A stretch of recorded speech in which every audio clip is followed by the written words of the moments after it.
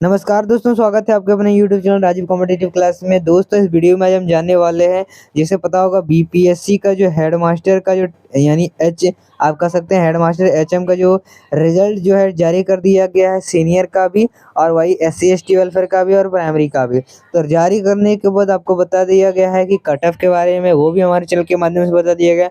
लेकिन हम यहाँ पर अभ्यर्थियों के ये सवाल पर उठ रहे हैं कि सर, हमारा रिजल्ट तो आ गया है, मेरिट लिस्ट में नाम तो आ गया है, लेकिन डॉक्यूमेंट वेरिफिकेशन होने वाला है, कब होगा? और डॉक्यूमेंट वेरिफिकेशन में दोस्तों ये बात निकल के आ रही है कि डॉक्यूमेंट वेरिफिकेशन में कौन कौन से डॉक्यूमेंट होंगे। इसे डीवी कहा जाता है, यानी डॉक्यूमेंट वेरिफिकेशन। तो डीवी में कौन कौन से डॉक्यूमेंट दस्तावेज लगने वाले हैं, और वहाँ पर हमें सारी डॉक्यूमेंट बता दीजिए, ताकि हमें कोई भी प्रॉब्लम ना हो और बार बार हमको आना जाना ना पड़े। देख लीजिए, अभी देखिए आपका पूरा मतलब फाइनल आपको नौकरी नहीं लगा, आपका मेरिट लिस्ट में आ गया है, ये अच्छी बात है, आपको मुबारक हो, ठीक है। ये आपके लिए खुशखबरी की बात है। लेकिन यहाँ पर अब डीबी कराना सबसे ज़्यादा इंपॉर्टेंट है, क्योंकि अगले बार चाहे वो टीआरई 1.0 टीआरई 2.0 की बात कर लें, तो हर बार अभ्यर्थी डीवी में डॉक्यूमेंट वेरिफिकेशन में बहुत परेशान हुए हैं। अगले बार एक बार आपका डॉक्यूमेंट भी फर्जीवाड़ी, एक तो फर्जीवाड़ा, दूसरा बार आपका डॉक्यूमेंट में ये डॉक्यूमेंट नहीं है, वो डॉक्यूमेंट लगेगा, ऐसे वैसे ये डॉक्यूमेंट आपके पास नहीं है, और टीआरई 2 में ओटीपी का प्रॉब्लम। तो इन सभी को हम देखते हुए इस वीडियो में लेके आए, सारी आपकी जो भी प्रॉब्लम है उनको दूर करने। तो आइए सबसे पहले ये बात कर लेते हैं डॉक्यूमेंट वेरिफिकेशन को लेकर कि आपका डॉक्यूमेंट वेरिफिकेशन कब होगा। दोस्तों, ये कहा जा रहा है आपका लगभग मतलब डॉक्यूमेंट वेरिफिकेशन की बात कर लें तो अभी तो रिजल्ट आ चुका है, पूरा फाइनल प्रोसेस करने में आपका अभी टाइम है, ठीक है। तो लगभग आप समझ सकते हो 1-1.5 महीने का यहाँ पर आपका टाइम लगने वाला है डॉक्यूमेंट वेरिफिकेशन में, क्योंकि ये डेट निकल के आने वाली है डॉक्यूमेंट वेरिफिकेशन का, ठीक है। दूसरी बात निकल के आ रही है कि बिहार प्रधान शिक्षकों की जो डॉक्यूमेंट है वेरिफिकेशन होने वाले, उसमें कौन कौन से दस्तावेज लगेंगे।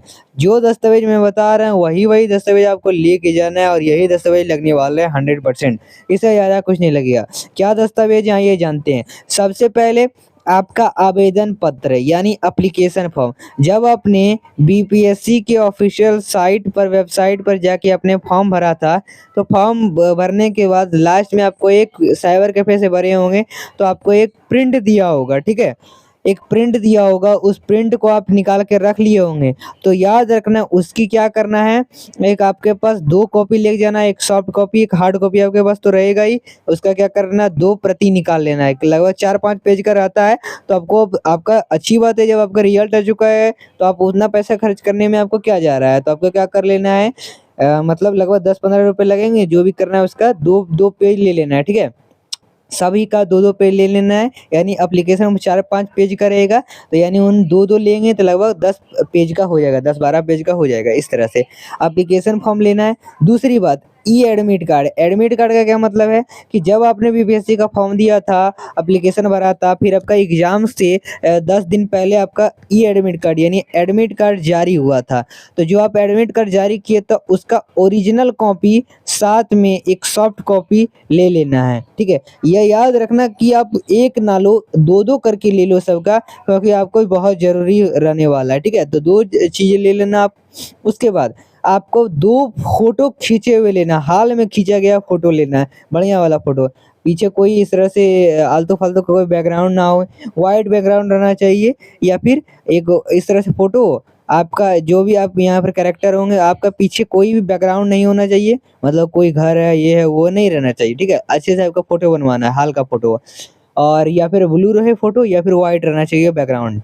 दूसरी बात, 2 आपको यहाँ पर ले लेना है। अब आइए बात कर लेते हैं चौथा डॉक्यूमेंट क्या लगेगा। बहुत इंपॉर्टेंट है, क्योंकि यही डॉक्यूमेंट जो है सबको परेशान किया था टीआरई 1-2 में। क्या डॉक्यूमेंट है, ओटीपी को लेकर।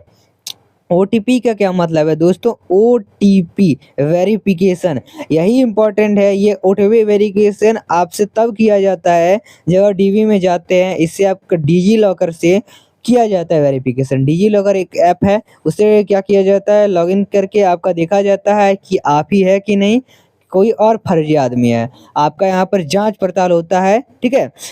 दोस्तों और यही डीबी में बहुत सारे फर्जी पकड़ाते हैं।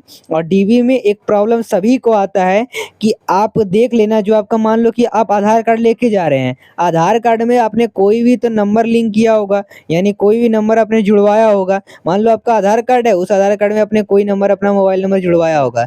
तो जिस मोबाइल नंबर को आपने जुड़वाया है, उस मोबाइल नंबर को याद रख लेना। आप अपने पास हमेशा रखेंगे वही मोबाइल वाला नंबर, वही सिम कार्ड रखेंगे, वही अपने फ़ोन में लगा के रखेंगे, हमेशा रिचार्ज करके रखेंगे। अब ये डॉक्यूमेंट वेरिफिकेशन तक याद रखना। और दूसरी बात ये निकल के आ रही है कि अगर अपने आधार कार्ड में मोबाइल नंबर लिंक नहीं है तो करवा लो, ज़्यादा टाइम एकदम नहीं लगता है, कहीं भी चल जाओ।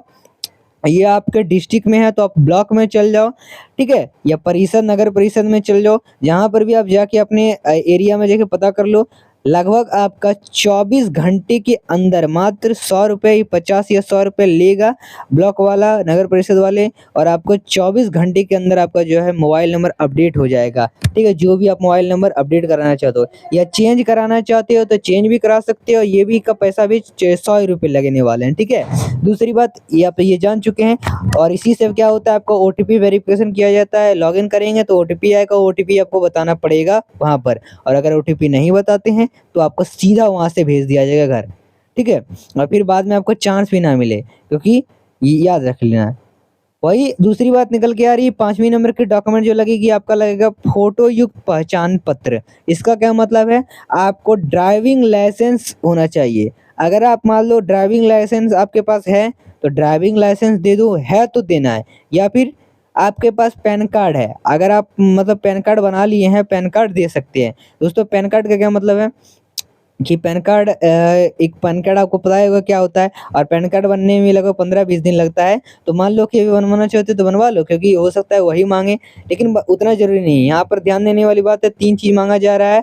एक मांगा जा रहा है आपका ड्राइविंग लाइसेंस, पैन कार्ड मांगा जा रहा है, और आधार कार्ड मांगा जा रहा है। अगर आपका ड्राइविंग लाइसेंस नहीं है तो पैन कार्ड दे सकते हो, पैन कार्ड भी नहीं है तो आधार कार्ड दे सकते हो, और आधार कार्ड तो मैंडेटरी है ही। चलिए वही आगे बात कर लेते हैं। आपको 6 नंबर के डॉक्यूमेंट में 2-2 फाइल सभी प्रमाण पत्रों की कॉपी होनी चाहिए। जितने भी प्रमाण पत्र ले जा रहे हो उन सभी के 2-2 आपको प्रमाण पत्र, मतलब जितने सभी प्रमाण पत्र की 2-2 कॉपियाँ होनी चाहिए आपके पास।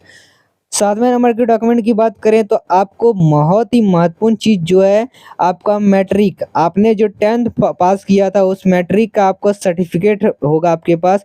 मैट्रिक का सर्टिफिकेट लेके जाना पड़ेगा, ओरिजिनल लेके जाना, और उस सर्टिफिकेट का 2-2 कॉपी निकाल लेना। ठीक है, जो मांगेगा वही देना, ना कि आप ओरिजिनल ही जाके जमा कर दो, ये भी प्रॉब्लम हो सकती है। वही प्लस मार्कशीट, आपका जो अपने 10th का मार्कशीट है वही मार्कशीट लेके जाना है। ये 2 चीज़ें इसलिए मांगे जाते हैं ताकि आपका जो है डॉक्यूमेंट वेरिफिकेशन हो चुके अच्छे से, फर्जी पकड़ाए। और दूसरी बात, इसमें आपका डीओबी यानी डेट ऑफ बर्थ से चेक किया जाए। अब आपका अगला रहना चाहिए 8वां सर्टिफिकेट जो है, all educational and training certificate marksheet होना चाहिए आपके पास, यानी शैक्षणिक प्रशैक्षणिक प्रमाण पत्र आपके पास होना चाहिए। आपके पास शैक्षणिक योग्यता होना चाहिए, आपके पास ट्रेनिंग का भी सर्टिफिकेट होना चाहिए। तो ऑल एजुकेशन ट्रेनिंग सर्टिफिकेट तो आपने किया है, तो इसका आपके पास सर्टिफिकेट होना चाहिए, ओरिजिनल भी, कॉपी भी 2-2 ले लेना है, और मार्कशीट भी आपको ओरिजिनल कॉपी रहना चाहिए। चलिए ये 10वीं नंबर का बात कर लेते हैं सर्टिफिकेट का। आपके पास एक्सपीरियंस सर्टिफिकेट यानी अनुभव सर्टिफिकेट होना चाहिए। अनुभव सर्टिफिकेट किसका, जो आपने ट्रेनिंग सर्टिफिकेट किया है, ट्रेनिंग किया है, ठीक है, एजुकेशन प्रशिक्षण प्राप्त किया है, अनुभव आपके पास कोई चीज़ का है पढ़ाने का, उस अनुभव को अब यहाँ पर क्या करेंगे, लगाएंगे। और अनुभव प्रमाण पत्र याद रखना किससे होना चाहिए, ये जिला अधिकारी से निर्गत होना चाहिए। ठीक है, निर्गत होना चाहिए, मतलब निर्गत होना चाहिए, तभी आपके पास ये जो है वैलिड होगा। एक्सपीरियंस सर्टिफिकेट है तो लेके जाना है। अगला आगे देख लेते हैं, आरक्षण संबंधी दस्तावेज क्या क्या लगने वाले हैं। अगर आप पिछड़ा वर्ग हैं या फिर अत्यंत पिछड़ा वर्ग हैं तो उनके लिए क्रीमीलेयर रहित प्रमाण पत्र लगेंगे। ठीक है, क्रीमीलेयर रहित प्रमाण पत्र लगने वाले हैं। वही दोस्तों, अगर आप महिला उम्मीदवार हैं तो उनके लिए पिता के नाम एवं पता जरूरी है, याद रख लेना। पिछड़ा वर्ग या फिर अत्यंत पिछड़ा वर्ग की अगर क्लेम रहित पत्र आपको लेके जाना है, और साथ ही मतलब कह सकते हैं कि कितने वर्ष से पूर्व क्रिमिनल प्रमाण पत्र है उस पर होना जरूरी है। ये भी जरूरी है कितने वर्ष से पूर्व क्रिमिनल रेयर जो रहित प्रमाण पत्र है आपके पास है वो होना उसमें जरूरी है, तभी आपको ये वैलिड होगा। वही आपके पास SC ST अगर कैटेगरी से आते हैं, बिलोंग करते हैं, तो इसके लिए आपको कास्ट सर्टिफिकेट लेके जाना पड़ेगा, 2-2 प्रतियां लेके जाइएगा। और अगर महिला है तो महिला के लिए याद रख लेना, अगर आप महिला हैं तो बिहार के अगर अस्थायी निवासी हैं, अगर आप बिहार के अस्थायी निवासी हैं तो आपका जो पिता हैं आपके हस्बैंड के नाम से नहीं रहना चाहिए, आपके पिता के नाम से आपका कास्ट सर्टिफिकेट जो है बना होना चाहिए। अगर नहीं बना है तो आपका अभी टाइम है, बनवा ले, लगभग 10-15 दिन में आपका बन जाता है। अर्जेंट बनवाना चाहते हो तो 300 जाके दे सकते हो, ये आपका जल्दी बनवा दिया जाएगा, ठीक है, अपने जो जिला कार्यालय है वहाँ जाके।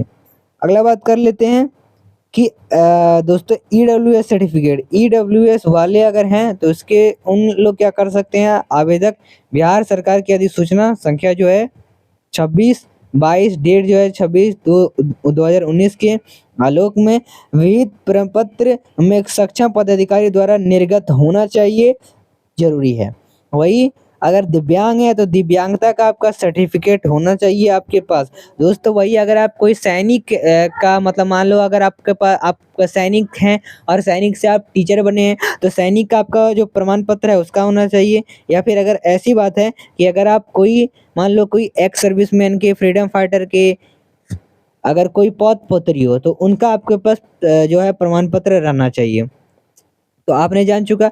दूसरी बात और भी कई सारे सर्टिफिकेट मान लो इसमें लग सकते हैं, डॉक्यूमेंट लग सकते हैं। जैसे इसमें डॉक्यूमेंट और क्या क्या लग सकते हैं, आपका 18 नंबर हो गया, 19 नंबर की बात कर लो।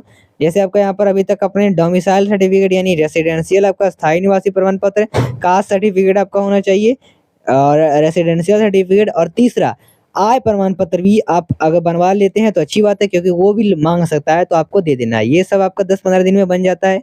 चलिए, तो आय प्रमाण पत्र भी आपको ले जाना है। आपने 10 का सर्टिफिकेट मार्कशीट ले लिया, अगर आपका 12 का सर्टिफिकेट मार्कशीट अगर मांग ले तो, क्योंकि बीपीएससी का फॉर्म भरे थे तो वहाँ तो मांगा गया था, तो अगर आप करना चाहते हैं तो उसका भी आप सर्टिफिकेट और मार्कशीट ले लेंगे, ओरिजिनल भी, और 2-2 इसकी हार्ड कॉपियाँ भी ले लेंगे।